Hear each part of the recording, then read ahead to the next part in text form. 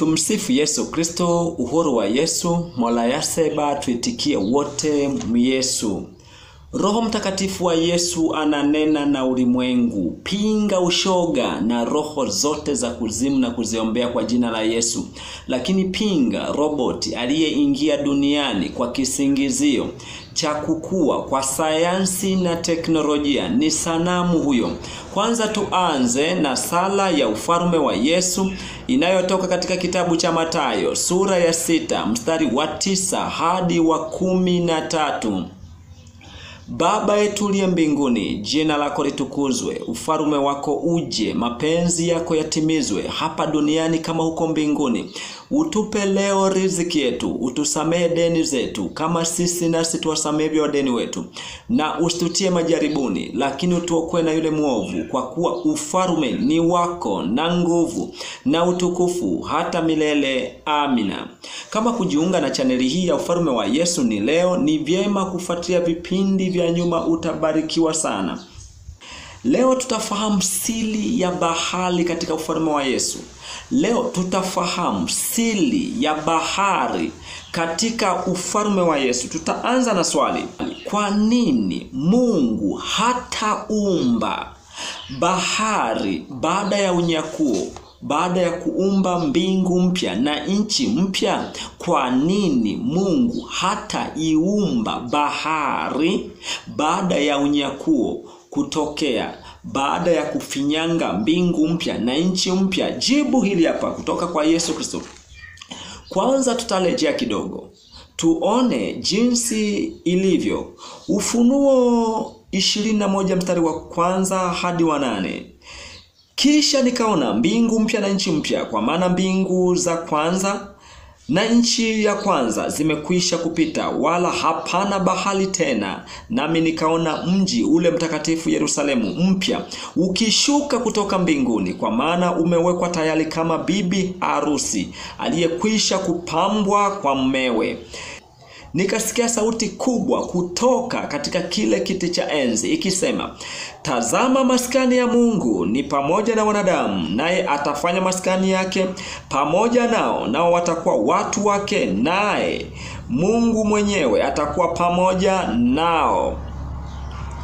Naye atafuta kila chozi katika macho yao, wala mauti haitakuwapo tena, wala maombolezo, wala kilio, wala maumivu hayatakuwapo tena, kwa kuwa mambo ya kwanza yamekwisha kupita. Naye aketie juu ya kile kiti cha enzi akasema, tazama, na yafanya yote kuwa mapya. Akaniambia, andika ya kwamba maneno hayo ni amini na kweli. Akaniambia, imekwisha kuwa. Mimi ni Alfa na Omega, mwanzo na mwisho. Yesu Kristo maana yake. Mimi nitampa yeye mwenye kiu ya chemichemi ya maji ya uzima bure.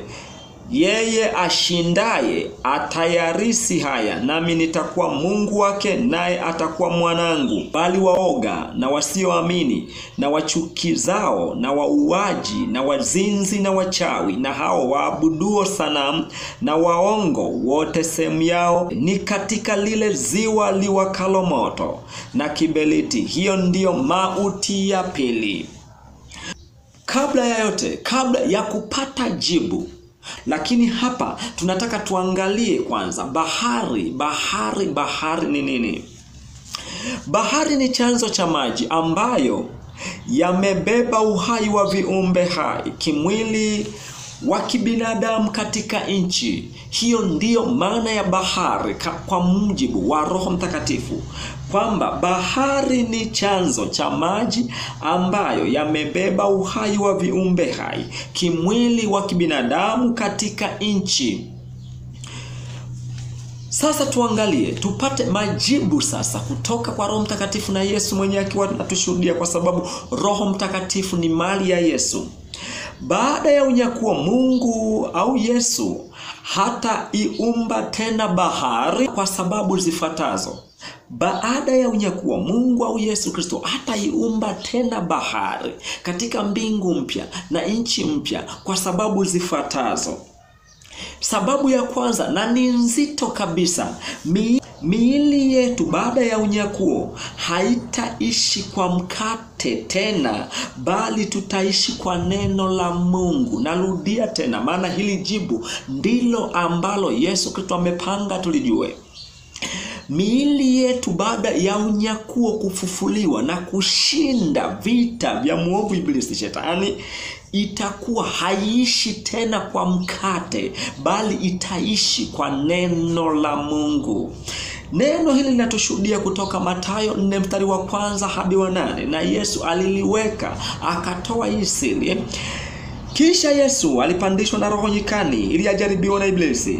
Akafunga siku 40 mchana na usiku, mwisho akapata njaa. Mjaribu akamjia akamwambia, ikiwa ndiwe mwana wa Mungu, amuru kwamba mawe haya yawe mkate. Naye akajibu akasema, imeandikwa, mtu hataishi kwa mkate tu, ila kwa kila neno litokalo kinywani mwa Mungu. Hii ni safari ya ukombozi, jinsi Yesu alionyesha katika funga ya siku 40, jinsi Mungu atakavyo tufanya miili yetu iwe na utukufu wa kimbingu, ambapo hatutategemea tena mkate. Ujue mkate na samaki hizi asili yake ni bahari. Bahari inapocheua, mvua inanyesha, ndipo tunapata mkate. Unachipuka, unazaa, ngano inazaa mkate, na vyakula mbalimbali ni mkate. Lakini pia samaki huyo aliyetakaswa na Yesu Kristo ni asili ya bahari. Kwa hiyo bahari haitakuwepo, kwa sababu tutakuwa na miili ya utukufu kama ya mbinguni. Lakini sababu nyingine, bahari itakuwa ni nyumba ya mapepo na mashetani yaliyokataa kumkiri Yesu Kristo kwamba ni mwana wa Mungu na ni Mungu pia. Ufunuo sura ya 20 mstari wa 14, mauti na kuzimu zikatupwa katika lile ziwa la moto. Hii ndio mauti ya pili, yani hilo ziwa la moto, yani bahari itabadilishwa kuwa ziwa la moto linalowaka moto, na kwa nyumba ya wale makafiri waliomkataa Yesu Kristo na kumwona siye mwana wa Mungu na siye Mungu na siye mtawala. Kwa hiyo hili ndilo jibu Yesu Kristo anataka tufahamu, kwamba bahari hatutakuwa nayo tena, kwa sababu tutakuwa na miili na itakuwa inaishi kwa neno la Mungu. Mungu akitamka shiba, unashiba. Mungu akitamka ule nyama na unakula katika ulimwengu wa roho. Ndivyo itakavyokuwa. Asanteni kwa kunisikiliza. Mungu ibariki Tanzania, nchi yangu. Mungu ibariki Afrika. Mungu ibariki dunia yote na mataifa yote duniani. Amina.